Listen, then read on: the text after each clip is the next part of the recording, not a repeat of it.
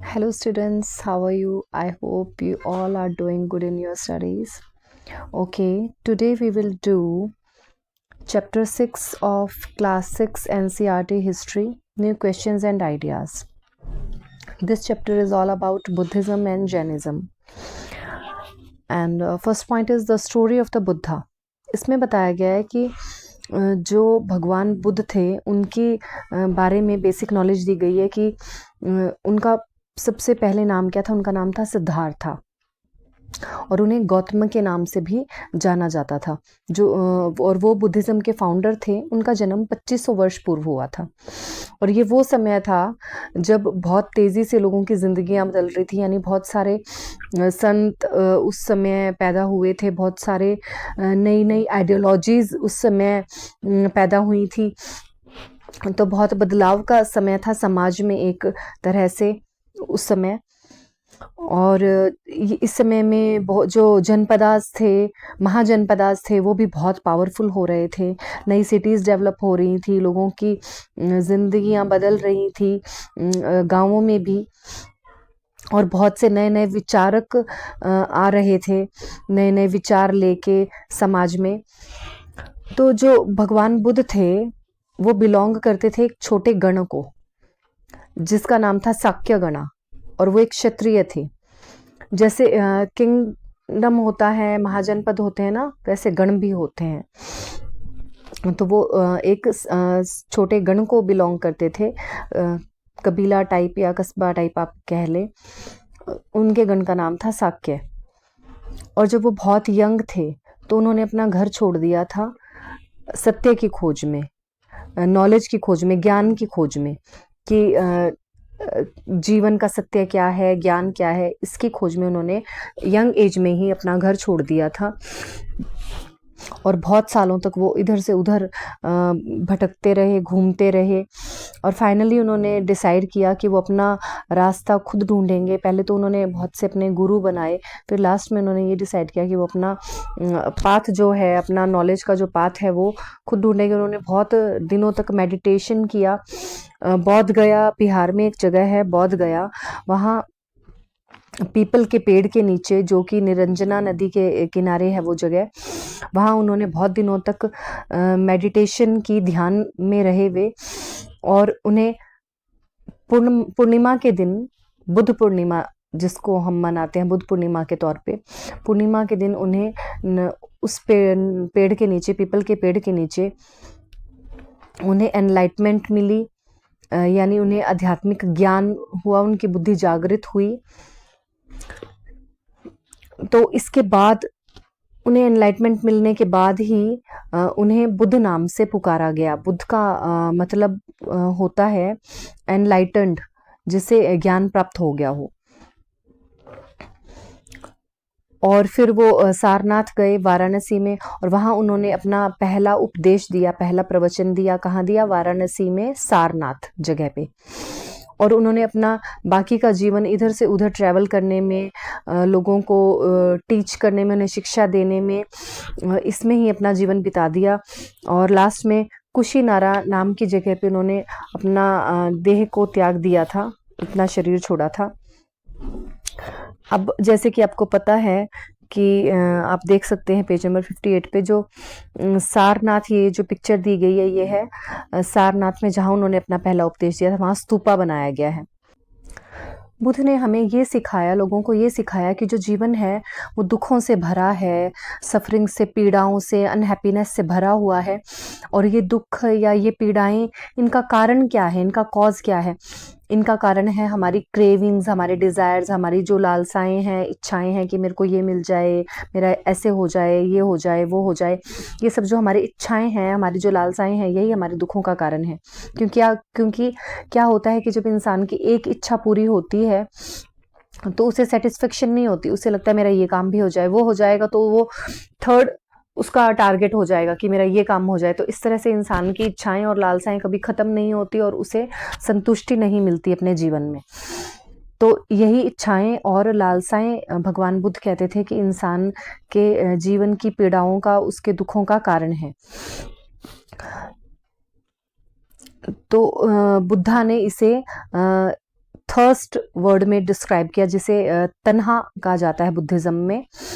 तो उन्होंने कहा कि जो हमारी कांस्टेंट क्रेविंग है, कांस्टेंट यानी जो कि लगातार चलती ही जा रही है, कि ख़त्म ही नहीं हो रही है, एक इच्छा के बाद दूसरी इच्छा हमारी खड़ी हो जाती है कि हमें अब ये चाहिए, ये हमारा काम हो जाए। तो ये इच्छाएं हमारी तभी ख़त्म हो सकती हैं यदि हम संयम के पथ पे चलें, यानी कि हम सेटिस्फेक्शन रखें, संयम रखें कि ठीक है, जो है अच्छा है, मेरे पास जो है वो अच्छा है, जो मुझे मिला है वो मेरे भले के लिए है और मैं इसमें संतुष्ट हूँ। जब हम मॉडरेशन यानी संयम के रास्ते पे चलेंगे तो हमारी ये जो कांस्टेंट क्रेविंग्स हैं ये ख़त्म हो जाएंगी। उन्होंने लोगों को ये भी सिखाया कि आप दयालु रहें, चाहे वो दूसरा जीव हो, इंसान हो, उनके प्रति दया का भाव रखें और दूसरों के प्रति आदर का भाव रखें, चाहे वो जानवर ही क्यों ना हो, उन्हें भी आदर दें, यानी उनका तिरस्कार नहीं करें, उन्हें भी दया की दृष्टि से देखें।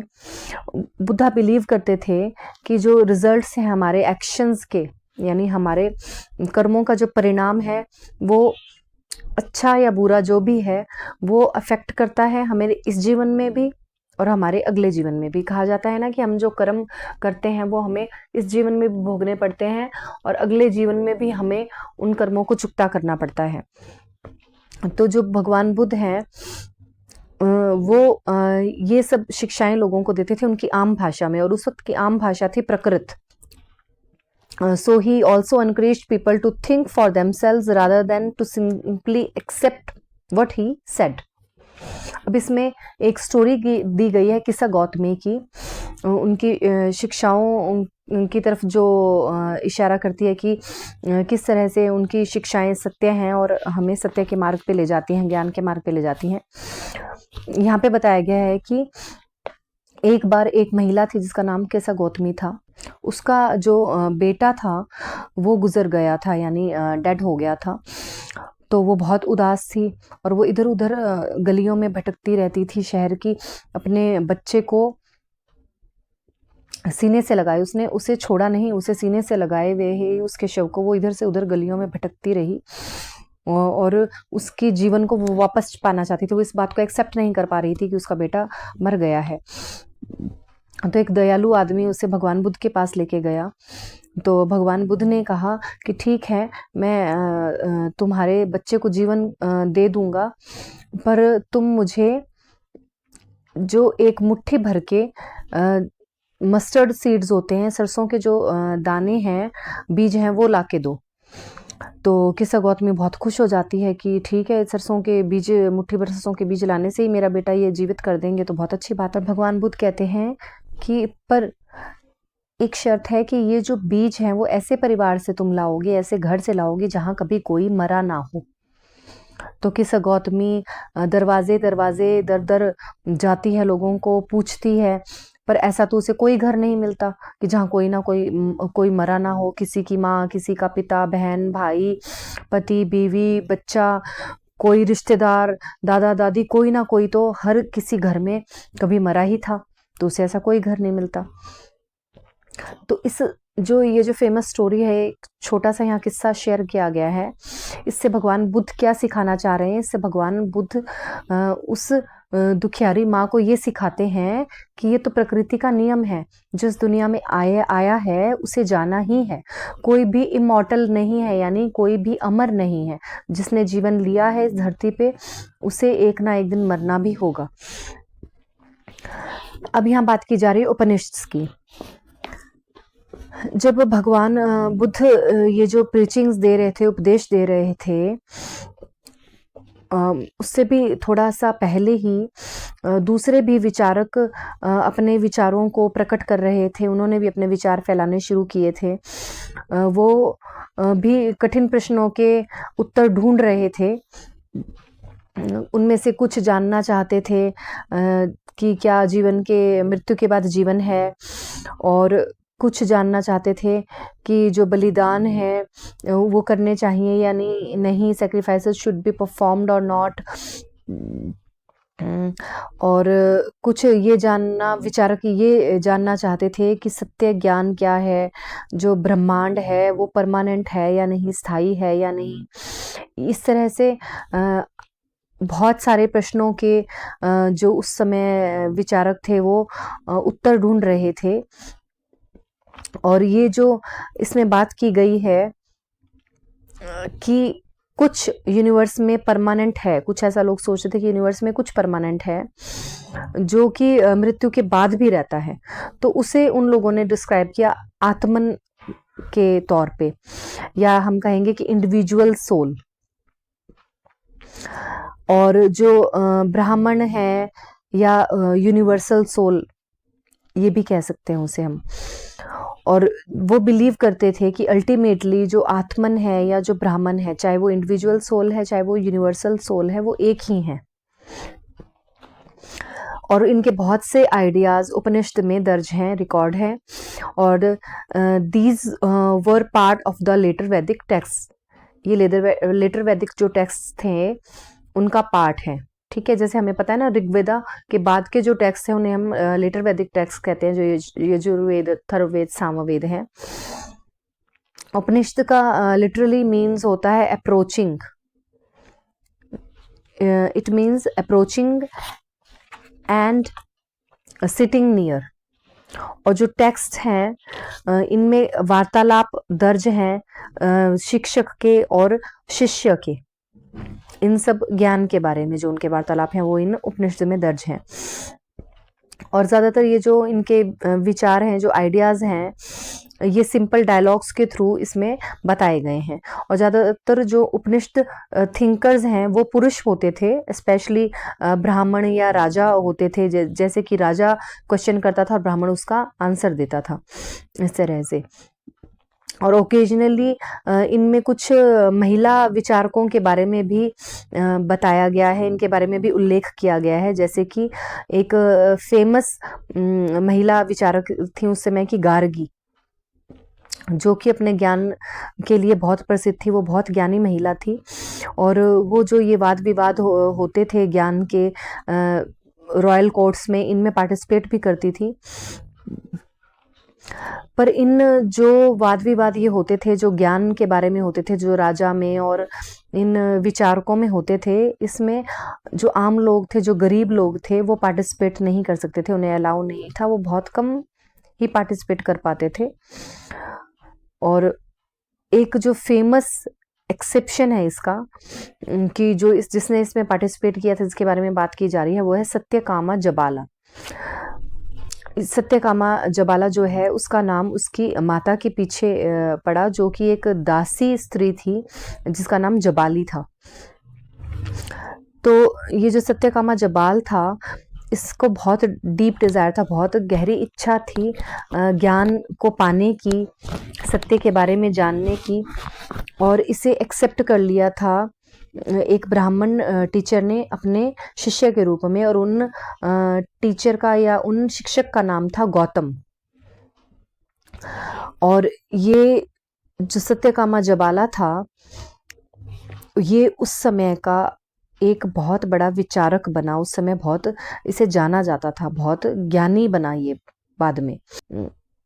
Many of the ideas of the Upanishads were later developed by famous thinker Shankaracharya. Shankaracharya का आपने नाम सुना है ना, तो शंकराचार्य जो फेमस थिंकर थे, उन्होंने इसके उपनिषद के विचारों को अच्छे से लोगों को समझाया, उसे सही तरीके से बताया। और जिनके बारे में, शंकराचार्य के बारे में क्लास 7 में आप पढ़ेंगे। ये है बॉक्स में, देखें आप पेज नंबर 60 पे, द वाइज बैगर। यहाँ पे एक डायलॉग दिया गया है जो बेस्ड है एक स्टोरी पे, जो कि बहुत फेमस है, उपनिषद में से लिया गया है, चंदोग्या उपनिषद में से ये लिया गया है। ये है शौनका और अभिप्रात्रिन, जो कि 2 संत थे, उनके बारे में ये स्टोरी है। ये 2 संत यूनिवर्सल सोल को, ब्रह्मन को, ब्रह्मांड को ये पूजते थे, उसके पूजा करते थे। एक बार क्या होता है कि ये बैठे होते हैं और कुछ खा रहे होते हैं, तो इनके पास एक भिखारी आता है। शौनक वो उनसे कुछ खाना मांगता है। तो जो शौनका होता है वो उसे कहता है कि हमारे पास कुछ भी ऐसा एक्स्ट्रा नहीं है तुम्हें देने के लिए। तो जो भिखारी होता है वो कहता है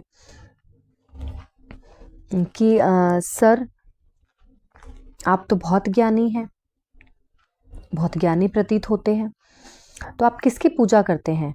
तो अभी प्रात्रिन रिप्लाई करता है कि यूनिवर्सल सोल की। तो वो कहते हैं कि अच्छा, तो इसका मतलब कि आप जानते हैं कि जो ब्रह्मांड है या जो यूनिवर्सल सोल है वो पूरे जगत का पालन पोषण करते हैं, पूरे जगत का की सब आत्माओं को वो पेट भरते हैं, सबका पालन पोषण करते हैं। तो वो संत फटाफट से हिलाते हैं कि हाँ, हमें पता है कि वो पूरे जगत का पालन पोषण करते हैं। तो वो भिखारी कहता है कि अगर यूनिवर्सल सोल पूरे जगत का पालन करते हैं तो इसका मतलब वो मेरा भी पेट भरेंगे, मेरा भी पालन करेंगे। तो मैं कौन हूँ? मैं भी इस संसार का ही एक हिस्सा हूँ। तो वो कहते हैं हाँ, तुम सत्य कह रहे हो, ये बात तो बिल्कुल सही है, सत्य कह रहे हो, तुम तो सत्य कह रहे हो ब्राह्मण। उसे वो कहते हैं, तो वो कहता है कि हे संतों, मुझे खाना ना दे के एक्चुअली आप जो ब्रह्मांड है उसकी आज्ञा का उल्लंघन कर रहे हो, क्योंकि वो तो सबका पेट भरता है, उसका तो काम सबका पेट भरना है। अगर मेरा पेट खाली रह जाएगा तो आप एक तरह से उसकी आज्ञा का उल्लंघन कर रहे हो। तो वो जो संत हैं वो रियलाइज करते हैं सत्य को, और जो बैगर ने, जो उस भिखारी ने कहा, उसको समझते हैं और फिर वो अपना फूड शेयर करते हैं उसके साथ। अब यहाँ एक बॉक्स में दिया गया है on page number 61, Panini the grammarian. ठीक है, पाणिनि जो कि एक विद्वान स्कॉलर था, उसके बारे में यहाँ बताया गया है। ये वो समय भी था जब बहुत से स्कॉलर्स जो थे वो भी अपना काम कर रहे थे। इनमें से एक फेमस था पाणिनि, जिसने ग्रामर जो होती है संस्कृत की, उसे प्रिपेयर किया था। उसने अरेंज किया था वॉवल्स यानी स्वरों को और कॉन्सोनेंट्स व्यंजन को एक स्पेशल ऑर्डर में, एक विशेष क्रम में, और फिर उन्हें यूज़ किया था कुछ फार्मूलाज को क्रिएट करने के लिए, यानी सूत्रों को क्रिएट करने के लिए, उत्पन्न करने के लिए उन स्वरों और व्यंजनों का उसने इस्तेमाल किया था, जो कि अलजेब्रा में मिलते हैं। इस तरह के फार्मूलाज उसने क्रिएट किए थे, बीजगणित में जो मिलते हैं। तो he used these to write down the rules, उसने इन्हें यूज़ किया रूल्स को लिखने के लिए लैंग्वेज के संक्षिप्त सूत्रों में। तो 3000 के आसपास उसने संक्षिप्त सूत्र लिखे। अब यहाँ बात आती है जैनिज्म की। तो यहाँ बताया गया है कि जो लास्ट तीर्थंकर थे, यानी 24th जो तीर्थंकर थे जैनिज्म के, वो थे वर्धमान महावीर, जो कि सबसे फेमस हैं जैन धर्म में, हमें पता है। तो इन्होंने संदेश फैलाया था उस समय, 2500 वर्ष के आसपास की बात की जा रही है, शांति का, अहिंसा का। तो वो भी एक क्षत्रिय प्रिंस थे, क्षत्रिय राजकुमार थे, जो कि लिच्छवी समुदाय जो था, जो कि एक ग्रुप था, जो कि वज्जी संघ का एक पार्ट था, उसके वो राजकुमार थे।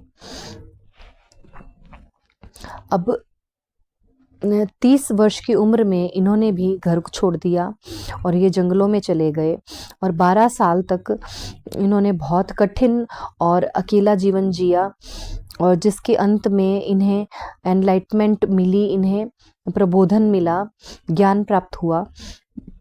और उन्होंने एक सिंपल सा सिद्धांत, एक सिंपल डॉक्ट्रिन सिखाई लोगों को, कि जो men and women who wish to know the truth must leave their homes. उन्होंने कहा कि जो भी इंसान, चाहे वो स्त्री है चाहे वो पुरुष है, अगर वो सत्य के बारे में जानना चाहता है जीवन के, तो उसे अपना घर छोड़ना होगा और उन्हें स्ट्रिक्टली फॉलो करने होंगे रूल्स अहिंसा के, जिसका मतलब है कि किसी को मारना नहीं है, किसी तरह से हर्ट नहीं करना किसी जीव को, किसी की आत्मा को नहीं दुखाना। और महावीरा कहते हैं कि all beings, said Mahavira, long to live, to all things life is dear, कि सभी लोग लंबा जीवन जीना चाहते हैं, सबको जीवन बहुत प्रिय है। ऑर्डिनरी जो लोग थे, ऑर्डिनरी पीपल थे, वो इनकी बातों को, इनकी शिक्षाओं को समझ सकते थे, क्योंकि भगवान बुद्ध की तरह महावीरा ने भी और इनके शिष्यों ने भी जो उस समय की आम भाषा थी, जैसे कि प्रकृत भाषा कहते हैं, उसमें अपने उपदेश दिए, अपने टीचिंग्स दी, लोगों को ज्ञान दिया। प्रकृति के भी बहुत सारे फॉर्म्स हैं जो कि देश के अलग अलग हिस्सों में, अलग अलग प्रांतों में इस्तेमाल होते हैं, और उन रीजन्स के नाम के पीछे ही उन प्रांतों में उसे उसी नाम से पुकारा जाता है। जैसे कि जो कि मगध हिस्सा है, वहाँ पे जो प्रकृत बोली जाती है, उसे उस समय जो बोली जाती थी उसे मगधी कहा जाता था। फॉलोअर्स जो है महावीरा के, जिन्हें जैना कहते हैं, वो बहुत ही सिंपल जीवन जीते हैं, और जो भिक्षा मांग के वो अपना जीवन निर्वाह करते थे, जो जैन शिष्य थे। और उन्हें बहुत ऑनेस्ट होना होता था, यानी वो बहुत ईमानदार रहते थे, और स्पेशली चोरी तो बिल्कुल नहीं करते थे। चोरी करना, हिंसा करना, ये सब वर्जित था जैन धर्म में और बौद्ध धर्म में भी। और they had to observe celibacy, ब्रह्मचर्य का पालन स्ट्रिक्टली उन्हें करना होता था, वो विवाह नहीं कर सकते थे। And men had to give up everything including their clothes। और इस तरह से बहुत मुश्किल जीवन जीना होता था उन्हें, बहुत डिफ़िकल्ट होता था उनके लिए, जैन संतों के लिए जीवन बिताना, क्योंकि बहुत स्ट्रिक्ट रूल्स होते थे। आप देखते हैं कि उनके अभी भी आप देखेंगे जो कई जैन संत को अगर आप देखें तो उनके मुंह पे कपड़ा बंधा होता है, यानी कि वो कहते हैं कि जब हम बोलते हैं या हम जब सांस लेते हैं, नाक और मुंह पे कपड़ा बंधा होता है, तब भी जो जीव है वो हमारे मुंह के अंदर जाते हैं, सांस में अंदर जाते हैं, तो उससे भी एक तरह से जीव हत्या होती है। तो इनके बहुत जो रूल्स है, बुद्धिज्म से जैनिज्म के रूल्स बहुत ज़्यादा स्ट्रिक्ट हैं। हालांकि बहुत सारे हज़ारों लोगों ने अपना घर भी छोड़ा था, जैन धर्म के पाथ पे चले थे, जैन बने थे, जैन शिष्य बने थे वे, और बहुत से ने उनको सपोर्ट किया, उनके शिक्षाओं को फॉलो करके गृहस्थी में ही रहे, और उन्हें फूड प्रोवाइड करके, क्योंकि वो भिक्षा मांग के अपना जीवन बिताते थे। इस तरह से बहुत लोगों ने इनडायरेक्टली भी उन्हें सपोर्ट किया, जैन धर्म को माना गृहस्थी में रहने के बावजूद। अब जो जैनिज़्म था वो मेनली उसे सपोर्ट किया जाता था बाय ट्रेडर्स, व्यापारी जो लोग थे वो उसे ज़्यादा सपोर्ट करते थे। फार्मर्स नहीं जुड़े हुए थे ज़्यादा जैनिज़्म से, क्योंकि जैसा कि मैंने आपको बताया कि वो हर छोटी चीज़ के लिए भी कहते हैं कि हिंसा नहीं होनी चाहिए, यानी कि जैसे कि मैंने आपको मुंह के कपड़े का बात बताई कि मुंह में जाता है तो वो भी माना जाता है कि वो भी एक तरह से जीव हत्या हो गई, कि मुंह में कोई कीटाणु जा रहे हैं, हम बोल रहे हैं। तो फार्मर्स का तो काम ही इस तरह का है कि जब वो खेती करते हैं, हल जोतते हैं, खेत में फसल उगाते हैं, उसे काटते हैं, तो बहुत सारे जीव जो हैं उन कहीं ना कहीं किसी तरह से उन्हें हर्ट होता है, या बहुत से जीव मरते हैं। तो उनके लिए बहुत मुश्किल है ये सब रूल्स निभाना या इसको फॉलो करना। तो जो किसान थे वो इससे जुड़े हुए नहीं थे, पर व्यापारी ये चीज़ें फॉलो कर सकते थे। तो ज़्यादातर ट्रेडर्स जैन धर्म से जुड़े हुए थे, और कई सौ सालों तक जैनिज़्म जो है स्प्रेड होता रहा, फैलता रहा। उत्तरी भारत के भी कई पार्ट्स में, और गुजरात में, तमिलनाडु में, कर्नाटका में। भगवान महावीर और उनके शिष्यों की जो शिक्षाएं हैं वो आगे से आगे पास ऑन होती रहीं, ऑरली ट्रांसमिट होती रहीं बहुत सेंचुरीज तक, और उन्हें लिखा भी गया। They were also written down in the form in which they are presently available at a place called Vallabhi. Vallabhi जो गुजरात में जगह है, 1500 वर्षों पूर्व वहाँ ये चीज़ें लिखी गई, जो कि वहाँ अब भी अवेलेबल हैं। इनकी शिक्षाओं के बारे में रिटन एविडेंस मिलते हैं हमें। संघा यहाँ बात की गई है। जो महावीर और बुद्ध थे, दोनों ही हमने पढ़ा कि वो संघ को बिलोंग करते थे। संघ जो था वो उनका परिवार था, उनका घर था। उन्होंने अपना घर छोड़ दिया और सत्य की खोज की और फिर सत्य की प्राप्ति भी की, और उन्होंने इंच किया लोगों के लिए जो उनको फॉलो करते थे उनका पाथ, उनके लिए उन्होंने संघ यानी एसोसिएशन, संगठन भी बनाए थे ऐसे जिन्हें वो ज्वाइन करते थे। जैसे कि मोनेस्ट्रीज थी कई, बुद्धिस्ट मठ थे, है ना। तो जैन संघ, बुद्ध संघ भी थे, बुद्धिस्ट संघ भी थे। जो रूल्स थे इन संघों में रहने के या इन जगहों पे रहने के, वो एक बुक में लिखे गए हैं जिसका नाम है विनय पिटका। इसमें बुद्धिस्ट संघ के रूल्स लिखे गए हैं। इससे हमें ये पता चलता है कि बुद्धिस्ट जो भिक्षु थे उनकी अलग शाखाएं थी, और बुद्धिस्ट जो भिक्षुणियां थी उनके संघ अलग थे, उसकी शाखाएं अलग थी। और सभी लोग संघ ज्वाइन कर सकते, चाहे वो किसी भी धर्म के हों, कोई भी उनका जेंडर हो, किसी भी कास्ट को वो बिलोंग करते हों।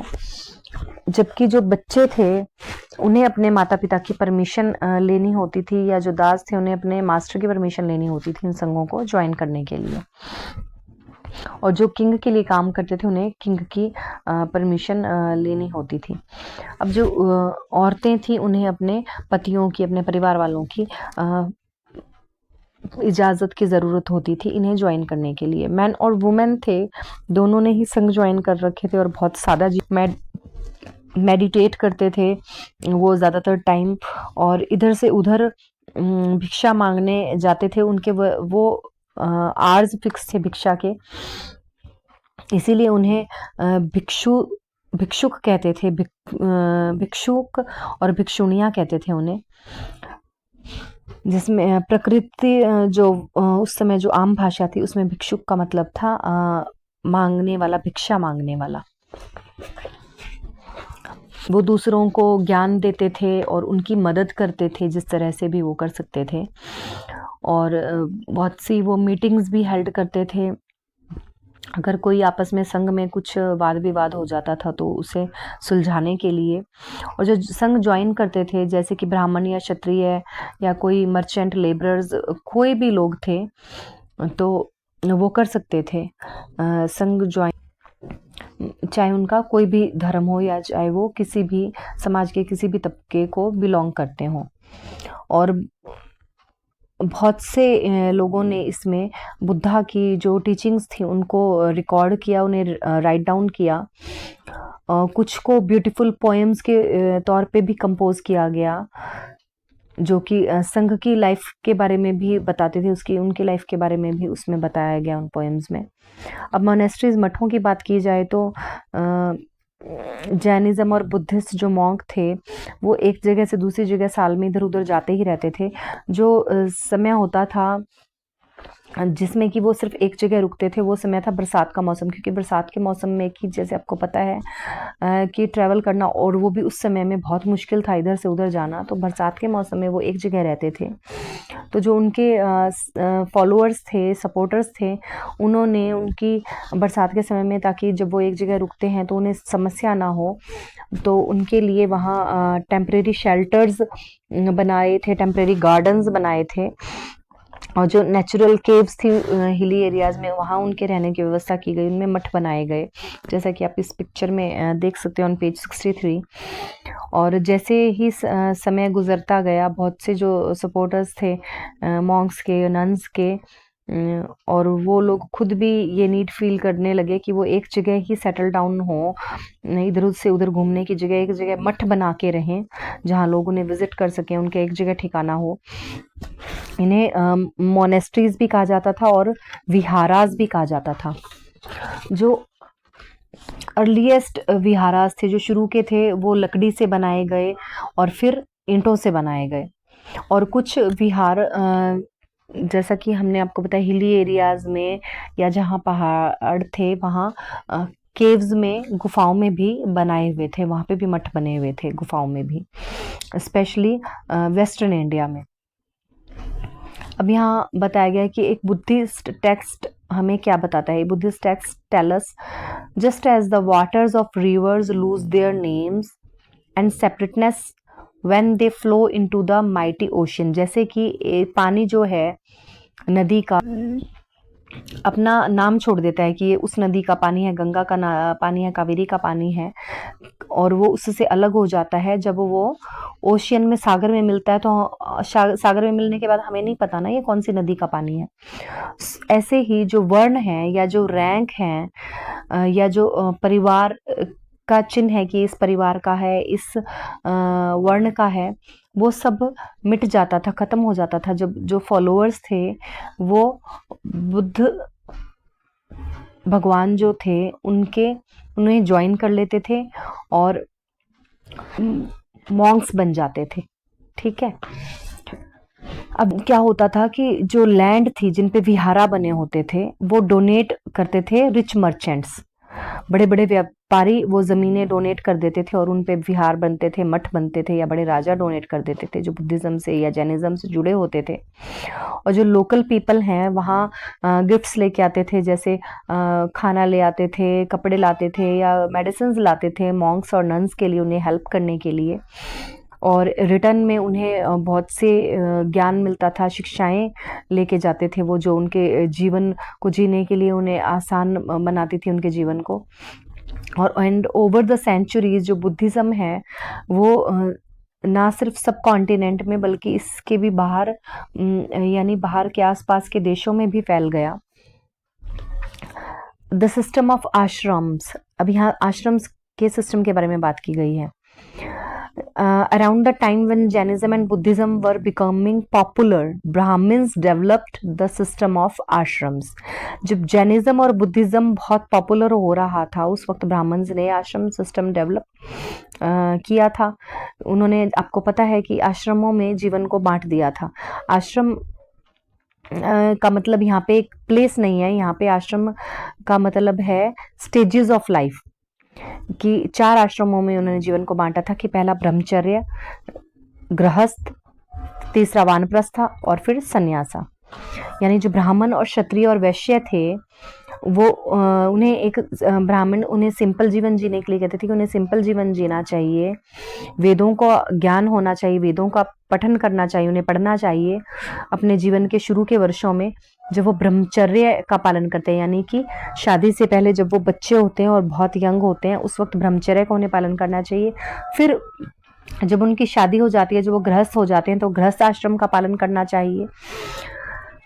और जब गृहस्थ आश्रम में वो अपने बहुत से जिम्मेदारियों का पालन कर देते हैं, अधेड़ उम्र में आ जाते हैं, जब अपने बच्चों उनकी भी बहुत जिम्मेदारियां वो पूरी कर देते हैं, उनकी शादी वगैरह कर देते हैं, तो उस समय उन्हें जंगल में जाके रहना चाहिए और तपस्या करनी चाहिए, यानी वानप्रस्थ आश्रम का उन्हें पालन करना चाहिए. और फाइनली सब कुछ छोड़ छाड़ के लास्ट में उन्हें संन्यास आश्रम का पालन करना चाहिए, यानी सन्यासी बन जाना चाहिए.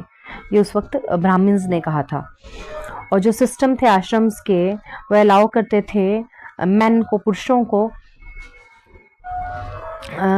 अपने जीवन के कुछ समय मेडिटेशन में स्पेंड करने का.